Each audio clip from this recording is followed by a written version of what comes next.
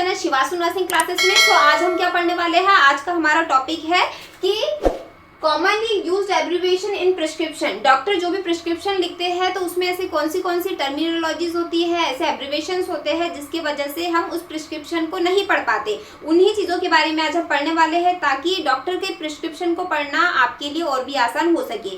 इस वीडियो में हम एक एक करके एक एक चीज़ें पढ़ेंगे जो कि डॉक्टर अपने पर्चे में लिखता है, जिसको पढ़ने के बाद में आप डॉक्टर के पर्चे को आसानी से समझ पाओगे। ठीक है, ये वीडियो हर उस व्यक्ति के लिए यूजफुल है जो कि डॉक्टर के पर्चे पे क्या चीजें लिखी है उसको समझने की कोशिश करना चाहते हैं। ठीक है, वीडियो के लास्ट तक आप हर वो चीज समझ जाओगे जो कि डॉक्टर के प्रिस्क्रिप्शन में लिखी हुई होती है। ठीक है, सो हम टॉपिक की स्टार्टिंग करते हैं। तो डॉक्टर अपने पर्चे में क्या क्या चीजें लिखते हैं और वो टर्मिनोलॉजीज में ही क्यों लिखते हैं। इतने छोटे से प्रिस्क्रिप्शन में उसको ज्यादा से ज्यादा चीजें अगर लिखनी है तो वो उसको छोटी छोटी कोड लैंग्वेज में ही लिख सकता है, अदरवाइज हर चीज को एक्सप्लेन करके लिख पाना एक डॉक्टर के लिए पॉसिबल नहीं है। इसीलिए वो छोटी छोटी टर्मिनोलॉजीज में क्या करते हैं, अपने पर्चे में चीजों को लिखते हैं। ठीक है, तो उन्हीं चीजों को आज हम आसान भाषा में समझते हैं।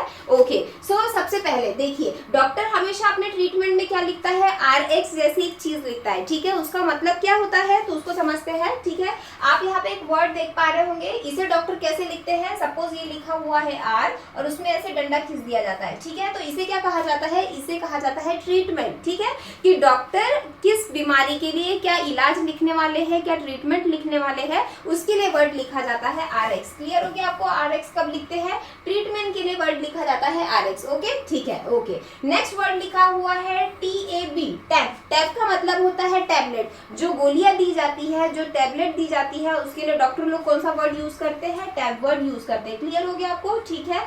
TAB, tab. टैब का मतलब होता है टैबलेट, और टैबलेट कौन सी, जो भी डॉक्टर गोलियां देते हैं ना, उसे ही टैबलेट कहा जाता है। क्लियर है, ओके, ठीक है। अब यहाँ लिखा हुआ है CAP, कैप। कैप का मतलब होता है कैप्सूल। जो भी मेडिसिन कैप्सूल फॉर्म में आती है तो उसके लिए वर्ड क्या लिखते हैं डॉक्टर, उसके लिए लिखा जाता है कैप लिखा जाता है। ठीक है, कैप का मतलब क्या हुआ, कैप्सूल। जो कि कैसे होता है कैप्सूल, इस शेप में कैप्सूल्स आपको देखने के लिए मिलते हैं। क्लियर हो गया, ठीक है। ओके, देन लिखा हुआ है INJ। INJ का मतलब होता है इंजेक्शन। ठीक है, क्लियर है आपको, वो जो कि क्या दी जाती है, इंजेक्शन फॉर्म में जो दवाइयां दी जाती है उसके लिए वर्ड लिखते हैं क्या, इंजेक्शन। ठीक है, अब इंजेक्शन कैसे होते हैं, ऐसा कुछ आपने स्ट्रक्चर देखा होगा जिसमें निडिल होती है, पीछे से प्लॉन्गर होता है, तो ये क्या है, इंजेक्शन है। ठीक है, जो कि लगाया जाता है पेशेंट को। ठीक है, तो उसके लिए वर्ड लिखते हैं INJ, इंजेक्शन। क्लियर हो गया आपको, ठीक है। ओके, अब ये जो इंजेक्शन लगाया जाता है वो कितने रूट से लगाया जाता है। ठीक है, जब भी बोलेगा डॉक्टर की ठीक है आप इंजेक्शन ले लीजिएगा, ठीक है, तो उसको अलग अलग तरीके से इंजेक्शन को लगाया जाता है। ठीक है, कुछ इंजेक्शन ऐसे होते हैं जो कि सुपरफिशियल चमड़ी में लगाए जाते हैं,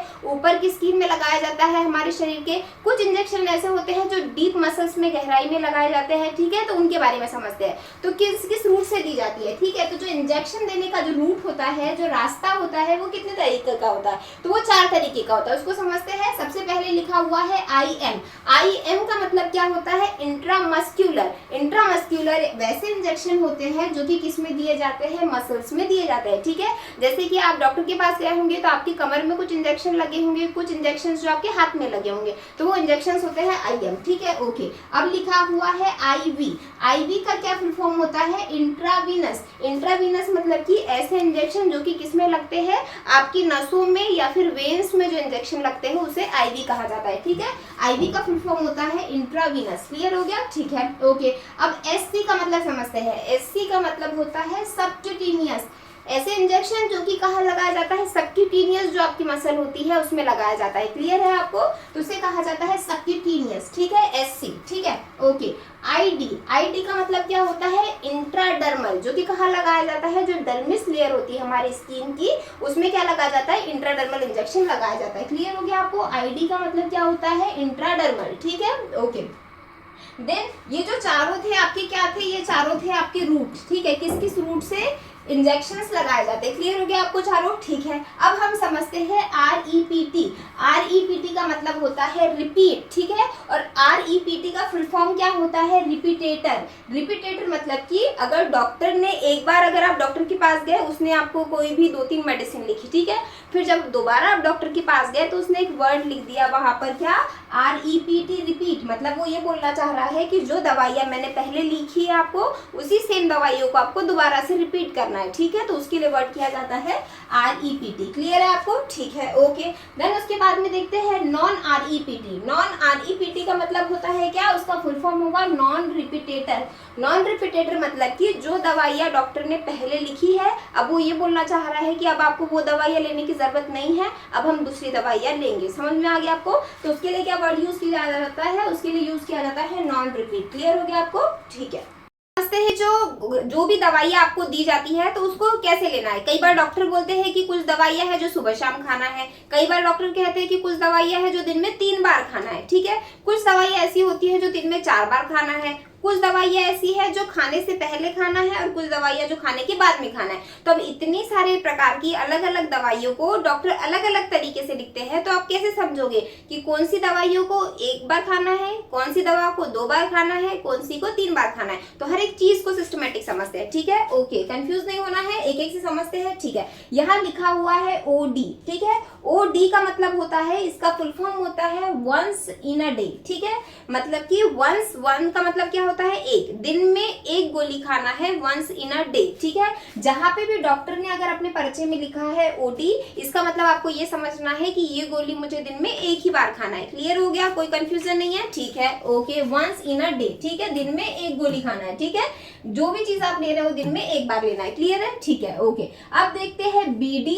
डॉक्टर अपने परिचय में या तो BD लिखेगा या तो वो क्या लिख सकते हैं? BID लिखेंगे, ठीक है। अब इसका फुल फॉर्म क्या होता है? BID को क्या कहते हैं? तो इसे कहते हैं बिस इन डाई, ठीक है, बिस इन डाई, ठीक है। तो बिस इन डाई इनसे क्या होता है? मतलब कि ट्वाइस अ डे, ठीक है। मतलब कि एक दिन में आपको कितनी गोलियां खाना है? 2 गोलियां खाना है। क्लियर हो गया आपको? Twice in a day. Clear हो गया? या तो सुबह और शाम। क्लियर हो गया आपको? BD, इसको बोलते हैं BD का मतलब होता है 22 इन अ डाई, और इसको कितने बार लेना है? तो ट्वाइस इन अ डे, दिन में आपको 2 बार लेना है, सुबह शाम। क्लियर है? ओके, ठीक है, ओके। अब नेक्स्ट देखते हैं TDS, ठीक है। TDS लिखा होता है डॉक्टर के पर्चे में, तो TDS का मतलब क्या होता है? तो TDS का मतलब होता है थरिनडाई, थरिनडाई सुमेंडम। थरिनडाई सुमेंडम का मतलब क्या होता है? To be taken thrice a day, मतलब कि क्या लेना है आपको? ये मेडिसिन TDS लेना है, ठीक है। सुबह, दोपहर, शाम लेना है। दिन में कितने बार लेना है ये दवाई को? आपको दिन में 3 बार लेना है। क्लियर हो गया आपको? थ्राइस इन अ डे, उसके लिए वर्ड यूज किया जाता है TDS, ठीक है। उसका फुल फॉर्म क्या होता है? थर्ड इंडाई सुमेंडम। क्लियर है आपको? ठीक है। मतलब कि कैसे खाना है ये गोली? सुबह, दोपहर एंड शाम। क्लियर है? ठीक है, ओके। देन उसके बाद में देखते हैं QID। QID का मतलब क्या होता है? Quarter in a die. Quarter in a die मतलब कि क्या है? दिन में 4 बार ये गोली लेना है आपको, ठीक है। तो जो मेडिसिन दिन में 4 बार लेना है उसके लिए डॉक्टर वर्ड लिखते हैं QID।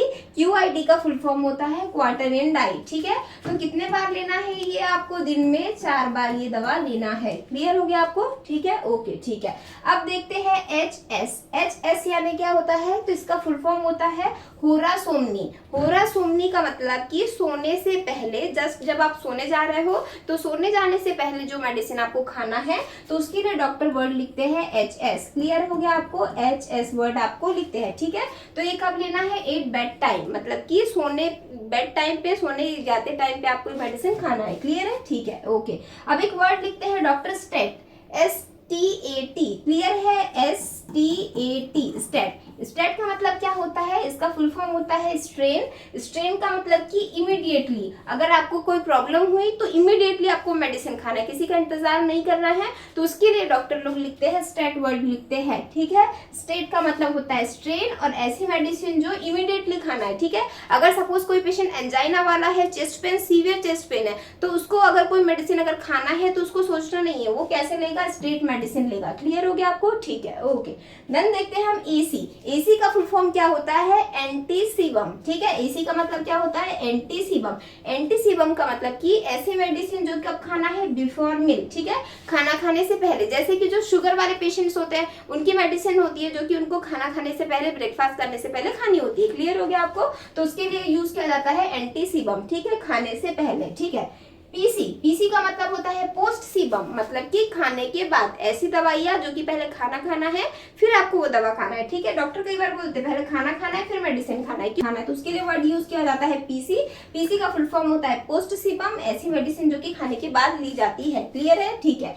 एनपीओ, एक वर्ड देखा होगा आपने, एनपीओ। अगर किसी पेशेंट का ऑपरेशन होना है तो डॉक्टर बोलते हैं कि आपको एनपीओ रहना है। एनपीओ का फुल फॉर्म क्या होता है, नील पर ओरली, मतलब कि ओरल मतलब होता है मुंह, तो कोई भी चीज आपको मुंह से नहीं लेनी है, ना तो पानी लेना है, ना खाना लेना है, ना नाश्ता लेना है, कोई भी चीज जो आपको मुंह से नहीं लेना है उसके लिए वर्ड यूज करते हैं नील पर ओरली, और इसका मतलब होता है nothing to taken by mouth, अपने मुंह से आपको कोई भी चीज नहीं खानी है जब तक कि डॉक्टर ना कह दे, ठीक है। तो उसके लिए वर्ड क्या लिखते हैं डॉक्टर, एनपीओ, नील पर ओरली। क्लियर है आपको, ठीक है, ओके। अब देखते हैं बीबीएफ। बीबीएफ क्या होता है, बीबीएफ का फुल फॉर्म होता है बिफोर ब्रेकफास्ट, मतलब कि ब्रेकफास्ट लेने से पहले जो मेडिसिन खाई जाती है उसके लिए वर्ड यूज किया जाता है बिफोर ब्रेकफास्ट, ठीक है। शुगर वाले पेशेंट्स लेते हैं maximum medicine before breakfast. Clear है आपको, तो डॉक्टर क्या लिखेंगे, उनके प्रिस्क्रिप्शन में बीबीएफ वर्ड लिखेंगे। क्लियर है, ठीक है। अब देखते हैं एडी। एडी का मतलब क्या होता है, आफ्टर डिनर, ऐसी दवाइयाँ जो सिर्फ कब खाना है आपको, डिनर। डिनर कब होता है, शाम में होता है, तो शाम के खाना खाने के बाद जो दवाइयाँ खाई जाती है उसके लिए वर्ड लिखते हैं डॉक्टर एडी। एडी का मतलब होता है आफ्टर डिनर। क्लियर हो गया आपको, ठीक है। अब देखते हैं एसओएस। एसओएस का मतलब क्या होता है, एज एंड व्हेन रिक्वायर्ड, मतलब कि जब जरूरत है तब लेना है, जब जरूरत नहीं है तो नहीं लेना है। क्लियर है आपको, अगर आपको लग रहा है कि आपको घबराहट हो रही है, आपका बीपी बढ़ रहा है तो बीपी की मेडिसिन लेना है, अदरवाइज अगर आपको रूटीन में मेडिसिन नहीं चलती तो आपको रोज वो मेडिसिन नहीं खाना है। मतलब क्या हुआ इसका मतलब कि एज एंड व्हेन रिक्वायर्ड, जब जरूरत है तो लेना है, अदरवाइज आपको नहीं लेना है, तो उसके लिए वर्ड यूज करते हैं एसओएस। क्लियर हो गया आपको, ठीक है। आई होप सारी टर्मिनोलॉजीज आपको क्लियर होगी कि डॉक्टर अपने पर्चे में क्या क्या चीजें लिखते हैं। अगर इससे रिलेटेड कोई भी डाउट रहता है तो आपको कमेंट सेक्शन में कमेंट करके बताना है, ताकि मैं आपके डाउट्स क्लियर कर सकूं, और ये वीडियो जितना ज्यादा हो सके आपको और भी लोगों में शेयर करना है ताकि ये वीडियो उनके लिए भी हेल्पफुल हो सके। Thank you for watching, have a nice day, मिलते हैं नेक्स्ट वीडियो में।